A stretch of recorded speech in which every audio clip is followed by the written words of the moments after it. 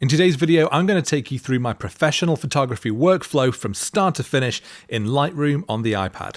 So I use Lightroom all the time on my iPad because it's incredibly quick and it's incredibly convenient. And I use it for both professional photo shoots and also just for those occasions when I'm going out into the hills taking photos for myself.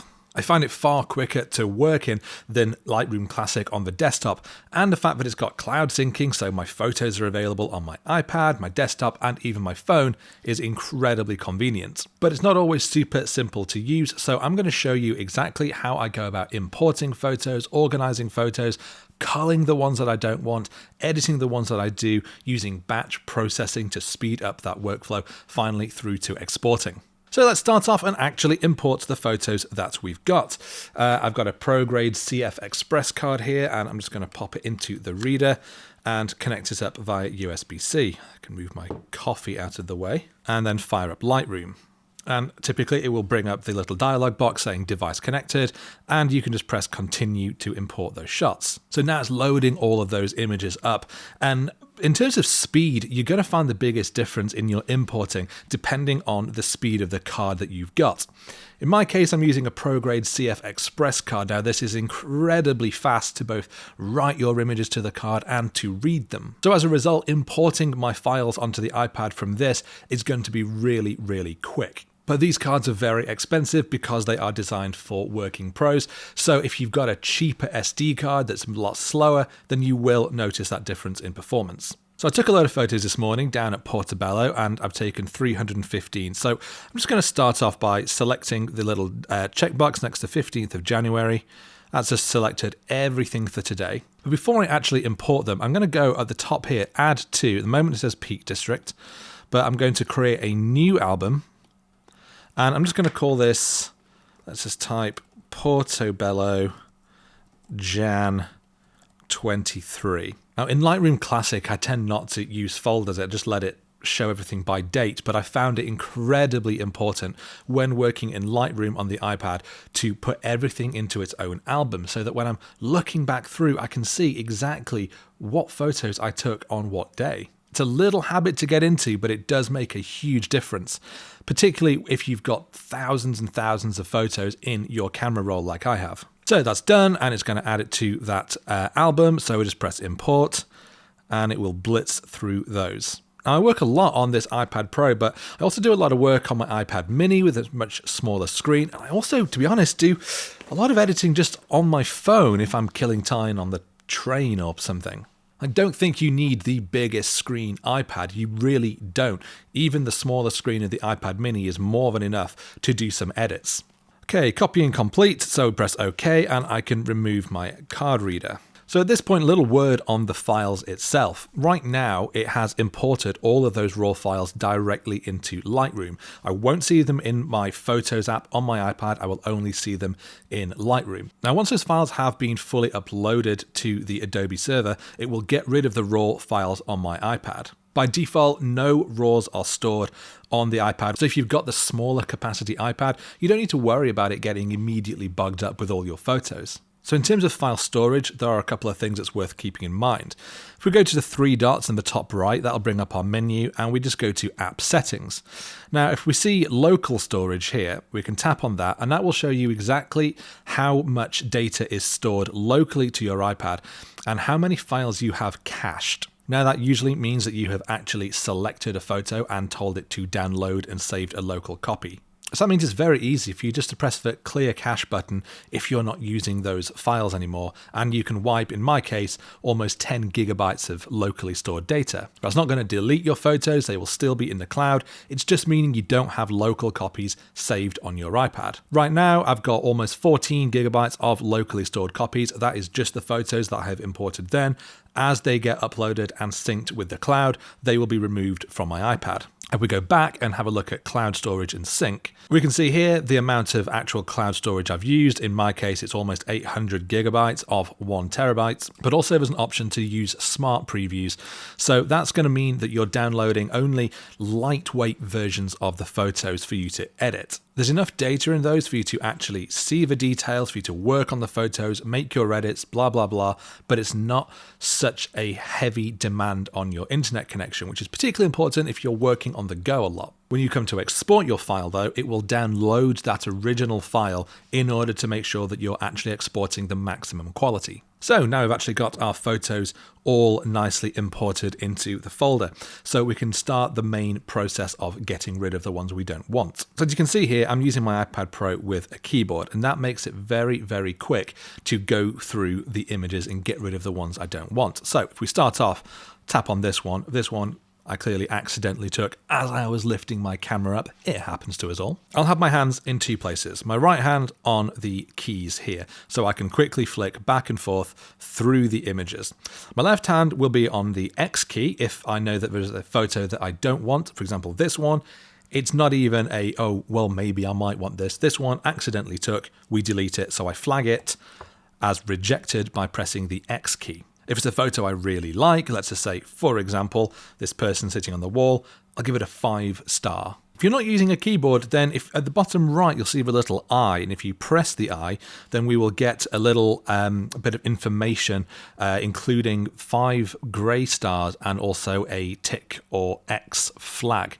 Now that still allows you to do the exact same thing. You can tap 5 stars to rate it 5 stars, or alternatively, you can tap the X flag to tell the iPad that you don't want that photo. Then you just swipe through, do the same again, swipe through, do the same again. It's exactly the same. I just find working with the keyboard to do that like this much, much quicker. I actually don't want to get rid of all of those. So let's go through and undo that. My point is that you don't need a keyboard. It's just much quicker. And certainly if you're trying to speed up your workflow, certainly something to consider. So when I'm going through, if there's a photo I definitely don't want, I'll give it an X. If it's a photo I'm just not sure about like this, I'll probably just leave it for now and come back to it. This one, yeah, I'm not so sure. This one, again, not so sure. Not so sure. Maybe some of these I prefer more than others. So, you know, I don't need all of them. Might get rid of that one. Keep this one. Again, some of these are just nice enough shots. We can get rid of this one. Again, accidentally taken. Quite like this one. Let's give that one a 5. So we can go through and I'll either give it an X, a 5, or I'll just leave it blank if I'm not too sure. I'm not going to sit and go through every single photo because we've got 300. So I'm just going to go through this now very quickly and try and make some sort of decision on each shot. So I've done my first pass of going through the album and pressing X to flag the shots that I don't want. So now if I just go back, and at the top of the album itself, there's the little icon here, the filter icon. I don't really know what shape that's supposed to be, but we can now filter this album by the rejected photos by pressing the flag with a little X through it. So that now is only going to show the shots that I've gone through and I've pressed X against that I don't want. So that's either duplicates that I just don't think I need, or shots that are actually wrong, whether I've accidentally taken the shot or my exposure's all wrong. So now it means that I can go select and select photos here, and then I can just press this button to select all, but that's only selecting all of my rejected photos. So when I press remove, I can go delete, and yes, definitely delete. That's deleted all of the rejects. So doing it this way by using the reject flag and then deleting it en masse is so much faster than doing it photo by photo. You have to do several taps on each photo. You have to go 3 buttons, organize, then delete on every single one. So just doing it that way is so much more efficient. So it means that we've taken that 350 something photos and we've now got 115. So let's actually dive into a photo and start tinkering. And I think maybe this one of this couple sitting on the wall, looking out at the coast. I think it's a lovely shot, and definitely with a little bit of tweaking, I think could be even nicer. So I'll just start off by making sure that that horizon is nice and straight. Something like that I think would be fine. There is a straighten button, and sometimes, like now, I think that works absolutely fine. Other occasions it does go a little bit weird. But this looks fine, and I'm just going to pull it down from the top right corner, putting this gent here very much sort of in the rule of thirds, slightly shifting them off to one side, which I quite like. But the first thing I'm going to do is actually look at presets. Now, do not think that using presets is a cheat, because it is a very, very powerful way of doing edits more quickly. Now, I talk a lot about presets and I use them quite a lot in my own photography, but crucially, it's just a starting point to get the ball rolling, get your creativity firing up, because there are so many that can give you completely different looks. So I do love just flicking through, playing around with different ones, seeing what sorts of styles that we can get, and then I start applying my edits over the top. What I don't do is just one click, apply preset, and then export. Now, I do have a bunch of my own presets that I really like. These ones are from Visco, and I use them quite a lot in my photography. But Lightroom on mobile definitely has some really interesting ones as well. There's a whole recommended section that analyzes your photo and then offers up variety of presets that you can get from other real Lightroom users. They create these presets, save them, you can then download them and use them in your own photos. And to be honest, some of these do look pretty wild, let's say. This one is, well, it's not great by itself. But if we do press that 3 dots on there and just go save to your presets, and I'll keep the name, Cotton Candy by Levi Neshkov. We can save that. That will then go into yours, and in saved from Discover, you will now see that preset. The good thing is that when you save it, you can then adjust the amount. Right now at 100%, it's pretty potent, and I really don't like the look at all, but we can drag that right back to 0 and maybe just dial in a little bit. It's sort of warming things up, upping that contrast a little bit. So maybe at 30% is really not too bad. If we start to push it a bit more, we're still getting quite a vintagey feeling, but it's getting a little bit more potent. To be honest, I actually don't like that one at all. So I'm going to go and have a look at some other ones. Lightroom has a whole bunch of its own in its premium category. Lifestyle looking ones with various different color tones. You know, LF06, I like how that looks. And again, you tap on it and you can adjust the amount. You can increase it to give more of a filmic look. You can bring it right down. So I actually really do like some of these. These lifestyle ones look quite good. We could have a look at travel. There's a whole variety of them. But again, the idea isn't just to go, okay, let's click on LN08 and then export the image. Instead, what I might do is have a browse around, find one that I like, LN04, it's looking good. Let's just consider that one a decent one to go for. I'm going to tone it down slightly to 65. Let's press done. We then start applying our edits over the top. So in this case, I think our highlights are a little bit too potent, so we could start to pull those down a little bit. We're a little bit bright in the sky, but I quite like how they look on the beach. So I'll probably come back to the sky later and do a little bit more work there. I think we can lift our shadows a bit because it's looking a little too contrasty with the dark of this person's jacket here. And then I'm going to go into color and just adjust that white balance because it's gone +3 in the tint and it has got a slight purpley twinge to it. So I'm just going to drop that down. -2 I think looks a lot better. We look at our before and after just by pressing on the screen. The colors haven't really shifted. We've just got a little bit more lightness, a bit more contrast. It's just got a nicer feel overall. When I do my edits, I always go back and forth. I play with the light tab, I play with the color tab, and then I'll go back and forth and I'll tweak here and there. Because every little shift by itself might not seem like it's having a huge impact, but once everything kind of comes together, it really does make a big difference. But a lot of my photo editing work happens in the color mix section. Now this is where you can control the hue, saturation, and lightness of the colors individually. In this case, I want to get the yellows, and I'm just going to warm those up by pushing the hue slightly towards the orange. And we can grab the luminance and just kind of see what that's doing. And as we sort of pulse that up and down, you can see that it's mostly having an effect on the sand. And I do like when it looks a bit brighter because it really kind of gives the impression of the sunlight casting over the beach.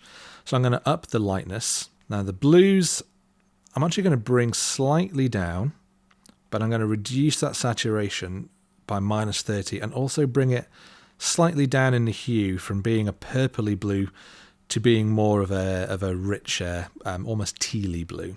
Again, we do before and after. I really like how this is looking. Let's go back into our light tab and this time into the S curve.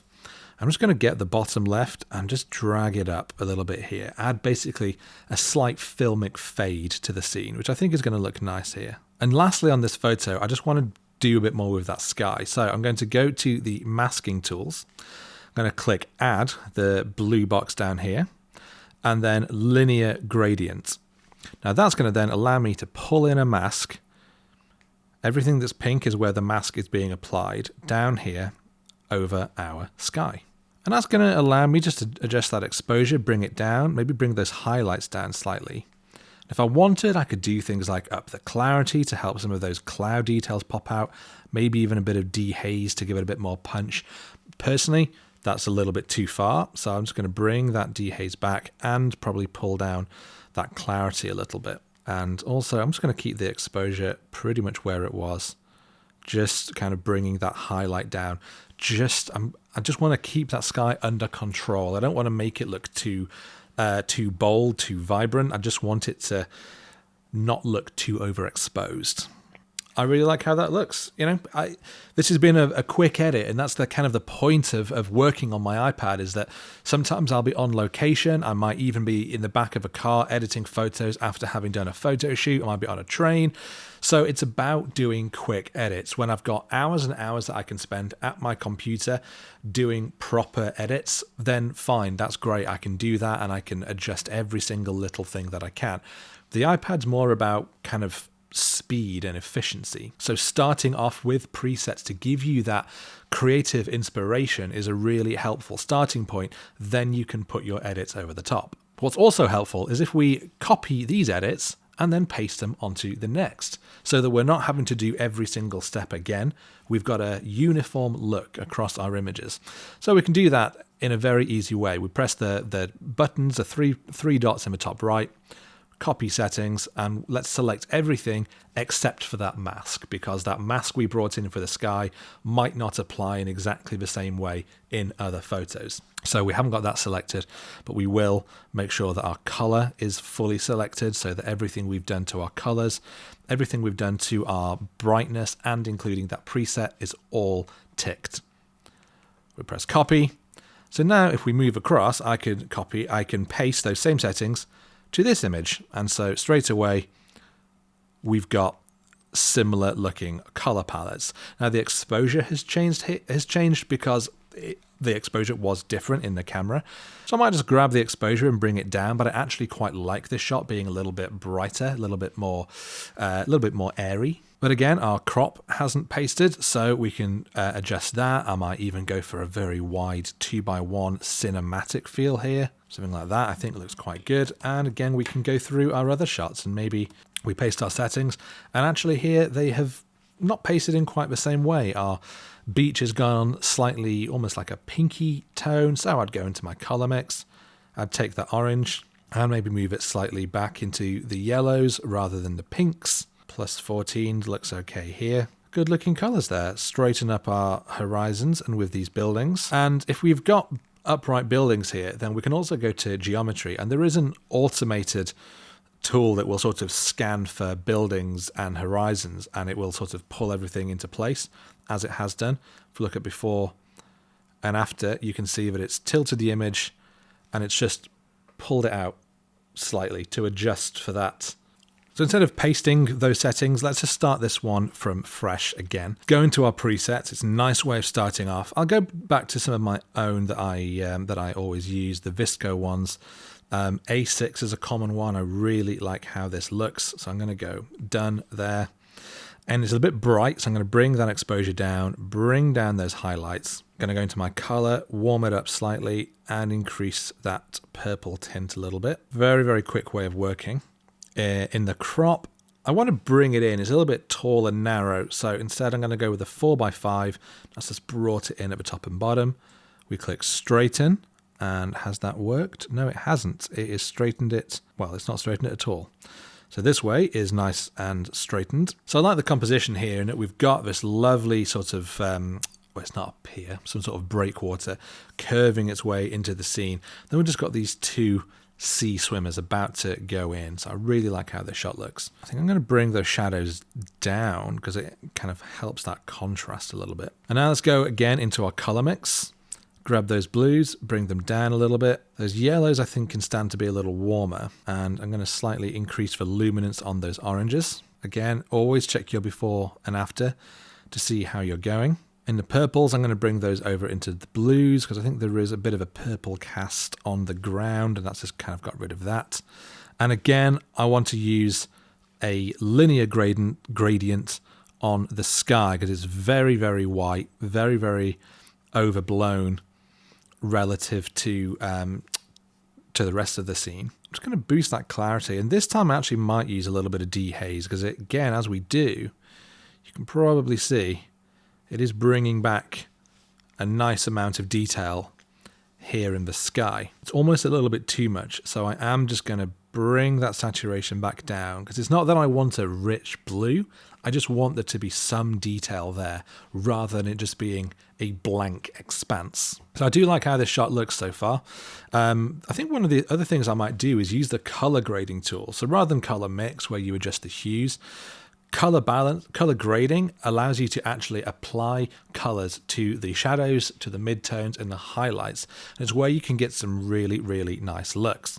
So in this case, I think I'm going to add some blues in our shadows. It's going to sort of cool the image down a little bit, but then add some warmth in those highlights, really emphasizing that sun. We've got a lot of sunbeams coming in, catching on the wood of this breakwater and on the swimmers.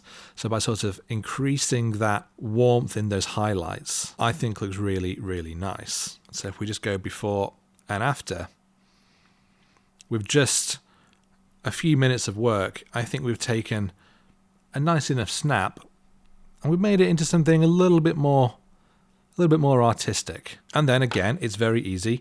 If you're using a keyboard, you can press Command and C to bring up your copy settings. You can press the tick, and then we can go across into other shots. Maybe this one with this runner. Cannot paste settings until it's loaded. Let's do that again straight away. I quite like that. Maybe the color grading on this one is a bit much, but I think it looks nice enough. I'd do this as a 4x5, putting that runner down here very much in the sort of bottom extreme of the frame. Or if there's a lightweight setting, if we just went and did, let's just say, A6 raw half for this one, light, pull down those highlights, up that shadows a little bit, that might be a good starting point for every image you've taken, particularly if it's all roughly within the same area and the same settings. So now what we could do is we can copy settings. We could then go select here, and then as we move around, we can select more, just drag our finger around here. Let's say we want all those ones. We can then paste those settings to those 25 images that we've selected. Or we could have selected the whole album and pasted those same settings across all of them so that you've got a uniform look. So that's now applied those settings to those images that we had selected. So this one as well, if we go before and after, we can see that it has applied those increase in shadows, the reduction in the highlights, but then we can still go in and make the adjustments that we want ourselves, something like this. And again, this one got those settings pasted. This one I might bring up here, probably do as a 1:1 as a square crop because we've got the lovely kind of bit of coast coming down here, which I think works quite well for some foreground, but it's not the most interesting foreground. So I think what I'd probably do here is bring in a linear gradient, not just for the sky, although I might do for the sky, but bring in just down here, just to kind of darken this down with the exposure.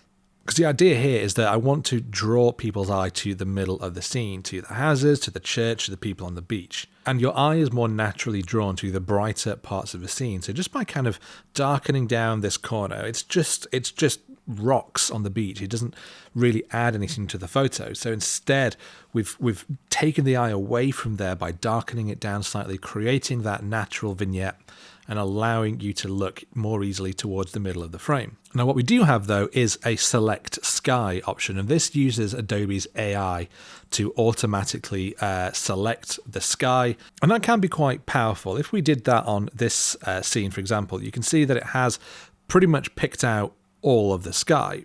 But the problem is that if we move in a little bit and zoom in on where it's done it, it has sort of added in where that pink is other bits of the building. It's not an exact science, and as a result, if you start really, say, bringing down the exposure, look how weird that church looks because of the way that that mask has been applied, it looks very much like it's been cut out. So typically I don't like using those the automated tools because it just tries to cut out around the building, and it never really seems to work exactly how I'd like it to. So instead I would rather use the more traditional linear gradient, and although that does go over the church, it does so in a very even way. So it means that you can bring that exposure down, and yes, it darkens the steeple a little bit, but it makes it look a lot more natural generally. But what we can do is, let's just say if we darken that exposure down even more, now we can see that the steeple is really quite dark there. On this mask, if we just press the little plus minus symbol down here, I'll use my pencil so you can see a little easier what I'm doing. Subtract from mask 3. We could then subtract using the luminance range. So what using the luminance range means is that you can tell Lightroom whether you want a mask to be applied in the very light or very dark parts of an image. And if we just tap to show the mask, you can see that everything here is pink. And so as we just expand this out, watch how that pink starts to disappear from that church spire. We can very naturally blend this effect in with that church, rather than it being a very hard cutout as the AI version had done. We can really find like a nice midpoint where it is applying a little bit, but not so much in the middle. And if we turn that off, you can see how much more naturally that church spire sits against that sky than it did before. Down here it's very dark, and so as we expand it out just about here, we've got the nice dark sky, but the church spire itself is looking okay. Let's just take a look at one more photo then, because I do quite like this one here with these people pulling this rowing boat out from the sea, and this couple just standing watching. I think it was a really nice scene, and we have got some really nice evening light casting across. I'm going to start off just by straightening it up. Something like this. And again, let's have a look through our presets, because you can just flick through them and look how quickly these get applied. It's such a great way of looking at these for inspiration. Maybe I don't want to use these. Maybe I want to use some of the premium ones. And again, you know, we can grab that and then turn down the amount. I don't like these at all. Sorry. Oh, let's go back to the ones that I know that I like, my own. I've gone with A9. I like it. Drop my highlights. That sky overpowering. Bit too much there. The shadows I'm going to leave pretty much where they are. I don't think we need to do anything with those shadows. Color, increase that temperature, increase those purples just a little bit into the color mix. We're going to take those yellows because they've been made a little bit greeny, make them more into a richer color. Maybe in those blues, slightly drop the luminance, slightly drop the hue. Evening sunset feel to it, I think. Maybe again, bring in that linear gradient for the sky. Highlights down. So I think this is looking good, but I will just want to add in a little bit of sort of very deep blues, almost purple tones in the shadows, and a little bit of that warmth in the highlights. Because again, that is just going to help emphasize those warm evening tones. And indeed, our before and our after. I think that looks really nice. So if this photo is done, then I'll need to export it, of course. And that is done with the button, with the little box with the arrow coming out of it, up in the top right of the screen. We tap that, and then we got our options. Now we can either share to, and it will bring up various sharing options, Instagram, email, whatever. But my preferred way of doing it is to export to camera roll. Now, if we tap on that, it will export using the previous settings. But we've got the little settings icon just to the right of export to camera roll. So if we tap on that, then it will bring up the export settings dialog box. So we can choose file type. I always go with JPEG. If it's original, it's RAW, so it won't export with any of our edit settings. JPEG, dimension, custom. Usually I will say long side. If it's for Instagram, maybe just 2000 pixels. If it's for web publishing, a little bit higher. Image quality, I leave it 100%, but to be honest, anything over 90 is fine. If you're wanting a smaller file size, and feel free to drop it. And, watermark if you want it. You then click the arrow and then export to camera roll. download the original, because of course by the time while we've been editing, it has uploaded those raw files and then erased them from the iPad to save space. We got that this photo was successfully exported at the bottom, which means that in our photos library, we will now find that shot. Now, if you're putting it on Instagram and you want your shots to be a little bit more arty looking, you can also add a border to it in Lightroom so that all your shots have their own borders. And that's easy enough to do. At the bottom, fairly new feature, add border and share. You can tap that and then you'll see all kinds of options for your borders. If you just want a white one, you can have it even, you can do a 1-to-1 and just bring in the thickness. So it's basically creating a bigger border around it. You can make a black one if you wanted. I think white looks nice enough, and you can choose any kind of size and shape for this that you want. And then you can either share that or you can just save image to your iPad. And again, if we go into our photos, there's the same shot, but now with a fancy border.